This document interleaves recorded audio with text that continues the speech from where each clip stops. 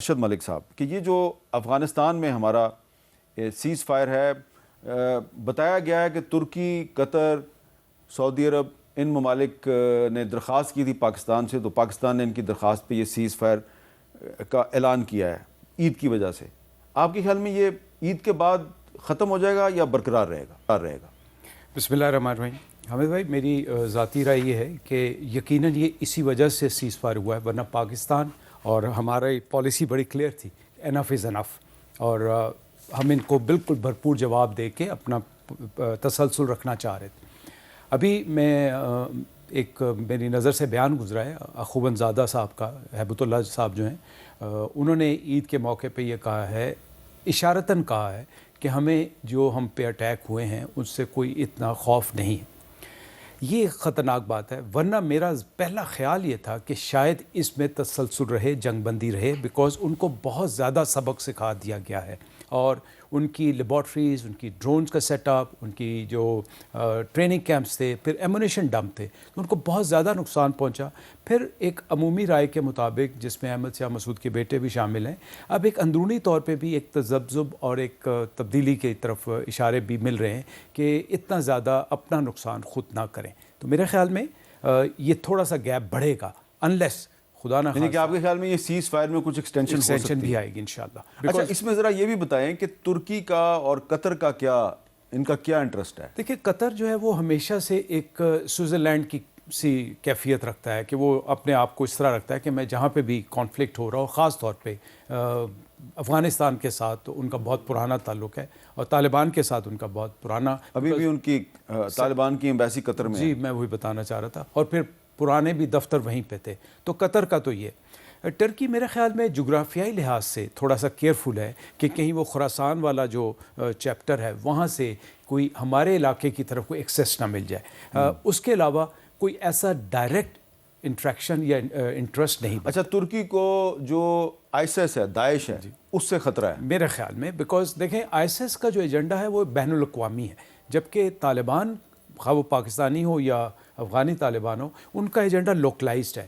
سو جب آپ خراسان کے لوگوں کو، اگر آپ طالبان کمزور ہوتے ہیں تو اس کا مطلب ہے خراسان والے جو آئیسس والے، داعش والے لوگ ہیں، ان کو تقویت ملتی ہے، اور ان کا جیسے Islamic State of Khorasan ISKP والے، so they can stretch themselves towards the other side also. اس کی وجہ سے ترکی یہ چاہے گا کہ طالبان اسٹیبل رہے۔ اچھا، اب جاوید صاحب ہم آ جاتے ہیں جی اب مڈل ایسٹ پہ، کیونکہ آپ کی ایکسپرٹیز جو ہے وہ اس حوالے سے زیادہ ہے، تو وہاں پہ اس وقت جو صورتحال ہے، اس میں جو امریکن ایڈمنسٹریشن کی جو ایک انٹیلیجنس چیف ہے تلسی گبارڈ، اس کا بڑا امپورٹنٹ ہے، اس میں بڑی بحث ہو رہی ہے، ذرا سنیں وہ کیا کہہ رہی ہے۔ Intelligence community assesses that Russia, China, North Korea, Iran, and Pakistan have been researching and developing an array of novel, advanced, or traditional missile delivery systems with nuclear and conventional payloads that put our homeland within range. Pakistan's long-range ballistic missile development potentially could include ICBMs with a range capable of striking the homeland. اب یہ تلسی گبارڈ جو ہے، اس نے جو statement دی ہے، کیا آپ کے خیال میں پاکستان کا ذکر غیر ضروری طور پہ نہیں کیا، یا واقعی انہوں نے پاکستان پہ کبھی نہ کبھی تو پریشر ڈالنا ہی ڈالنا ہے؟ جی میرے خیال میں اتنے ہائی لیول پہ اگر کوئی بھی بیان جاری کیا جاتا ہے تو مطلب ریڈنگ بٹوین دی لائنز اس میں کوئی نہ کوئی مقصد ضرور شامل ہوتا ہے۔ جیسے انہوں نے ایک طرح سے تھریٹ کانٹیکس میں یہ پاکستان کا ہائی لائٹ کیا، ICBMs، تو جیسے تھریٹ جو ہے وہ انٹینٹ اور کیپیبلٹی کے ایک مشترکہ اس سے بنتا ہے، تو نہ ہی پاکستان کی یہ انٹینٹ ہے، نہ کبھی رہی ہے، ہم نے بڑا اس کو ایفیکٹولی آرٹیکولیٹ کیا ہے، نہ ہی ہمارے پاس یہ کیپیبلٹی ہے اس وقت کہ ہم اتنی دور مار میزائل بنائیں، اور نہ ہی ہم اس کا ارادہ رکھتے ہیں بنانے کا۔ تو میرے خیال میں اس وقت اس بیان کا آنا، امریکہ تک ہمارا کوئی میزائل جو وہ نہیں پہنچ سکتا، جی اسرائیل تک تو پہنچ سکتا ہے۔ آپ کیا دیکھیں حامد بھائی، سب سے پہلے تو یہ دیکھیں کہ تلسی گبارڈ کا بیک گراؤنڈ کیا ہے۔ ان کی والدہ ایک ہندو تھی، اور وہ خود بھی پریکٹسنگ ہندو ہیں۔ اس چیز کو ضرور ذہن میں رکھیں کہ جب بھی اس طرح کے کوئی موقع آتے ہیں، جیسے ایڈمل صاحب فرما رہے تھے، تو اس کے پیچھے ایک بیک گراؤنڈ ہوتی ہے، اور کوئی بھی ریاست کو کمزور کرنے کے لیے یا ریاست کے خلاف بیانیہ دینے کے لیے اس ریاست کے خلاف پروپیگنڈا شروع ہو جاتا ہے۔ ورنہ دیکھیں امریکہ لے لیں، ایران لے لیں، چائنا لے لیں، رشیا لے لیں، کوئی ملک لے لیں، ایک ڈیٹیرنس کیپیبلٹی ہر ملک کا بنیادی حق ہے. اب وہ ڈیٹیرنس کیپیبلٹی ہماری بڑی پالیسی کلیئر ہے. It is always look towards east ہے. انڈیا اگر ایسا ہی مسئلہ تھا تو کیا اگنی میزائل کی رینج 12,000 کلومیٹر نہیں؟ کیا انڈیا کا ذکر آئی سی بی ایم کی کیٹیگری میں نہیں آتا؟ تو میرا موقف یہ ہے کہ تلسی گبارڈ ایک مخصوص ذہنیت کی عکاسی کر رہی ہے. 1 سیکنڈ، اس چیز پہ آپ خاطر جمع رکھیں کہ کوئی بھی ملک ہو، پاکستان ہو، کوئی بھی ملک ہو، وہ جہاں سے تھریٹ محسوس کرے گا ڈیٹیرنس کے لحاظ سے اس پہ کام کرنا اس کا بنیادی حق ہے، اور وہ کرتے ہیں. جی جنرل قیوم صاحب، امریکن انٹیلیجنس چیف تلسی گبارڈ جو ہیں انہوں نے ایک سٹیٹمنٹ دیا ہے اور اس میں انہوں نے پاکستان کے میزائل پروگرام کے بارے میں کچھ تحفظات کا اظہار کیا ہے. تو کیا آپ سمجھتے ہیں کہ وہ ایک اتنی ایک اہم عہدے پہ بیٹھی ہوئی ہیں تو ان کا جو سٹیٹمنٹ ہے اس کا مقصد پاکستان پہ کسی قسم کا کوئی پریشر ڈالنا ہے؟ جی دیکھیے، آف کورس حامد، اس میں تو کوئی ڈاؤٹ نہیں ہے کہ امریکہ کے اندر جو ایک لابی ہے وہ بڑی سٹرانگ ہے اور وہ ہمیشہ پاکستان کو ایک بیڈ لائٹ میں پیش کرتے ہیں. لیکن آپ دیکھیں یہ کتنی مذاقہ خیز بات ہے.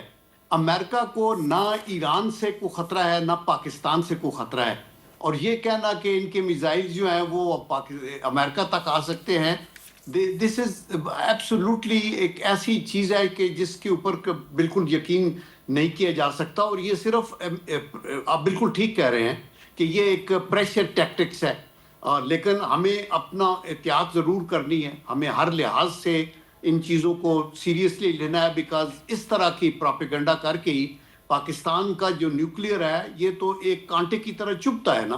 آپ کو یہ پتہ ہے، اور Netanyahu is on record to have said کہ ایران نمبر 1 دشمن ہے اور پاکستان نمبر 2 ہے. اور ایک دفعہ تو اس نے یہ بھی کہا کہ ہمارا سب سے بڑا بلنڈر یہ تھا کہ ہم نے پاکستان کو نیوکلیئر طاقت بننے کی جو ہے وہ موقع دیا. تو میرے خیال میں یہ پریشر ٹیکٹکس ہے، لیکن اس کا ہمیں پرو ایکٹیو، ہمیں ڈپلومیسی اس پہ کر کے اس کو زائل کرنا ہوگا. اچھا، اس میں ایک سوال یہ پیدا ہوتا ہے کہ پریشر ٹیکٹک اگر یہ ہے تو پریشر کس لیے ڈال رہے ہیں؟ کیا چاہتے ہیں وہ؟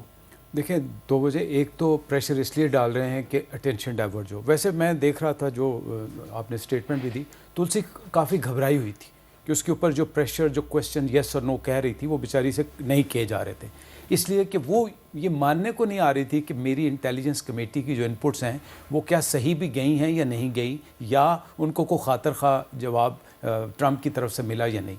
پریشر ٹیکٹس اس طرح ہے کہ دیکھیں آپ الحمدللہ اس وقت آپ کے سفارتی محاذ پہ ڈپلومیسی کے لحاظ سے آپ ویل پلیسڈ ہیں، ویل بائسڈ ہیں. اس کو ڈسٹرب کرنے کے لیے جیسے جنرل صاحب نے فرمایا کہ صہیونی سوچ اور ہندواتا سوچ کام کریں.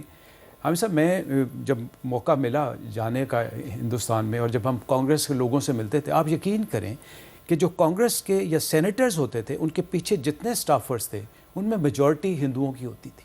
اب وہ لابیز جو ہیں، اور جو اسرائیل کی لابی، وہاں پہ آپ کو پتہ ہے کہ ہندو ہونا کوئی مسئلہ نہیں ہے، انڈین ہونا مسئلہ ہے. ہندوتا سوچ. اور 1 سیکنڈ، اس وقت کم از کم 10 میجر تھنک ٹینکس ہیں جو کہ صہیونی سوچ کے لیے کام کر رہے ہیں، جن میں ایجوکیشن ہے، فاؤنڈیشنز ہیں، اور وہ انفلوئنسرز ہیں، پروپیگنڈا کریٹ کرتے ہیں. تو یہ وہ سارے لوگ ہیں جو ان کے اوپر انویسٹ کرتے ہیں. ایون ٹرمپ کے اوپر جو ملینز آف ڈالرز یہ خاتون نے انویسٹ کیے ہیں وہ بھی صہیونی سوچ کی علم بردار ہے.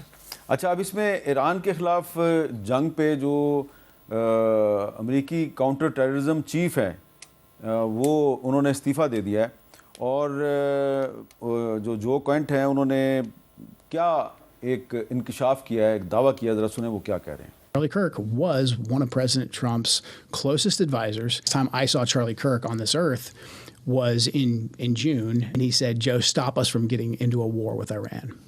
Very loudly. He was single-minded. One of President Trump's closest advisors who is vocally advocating for us to not go to war with Iran and for us to rethink at least our relationship with the Israelis.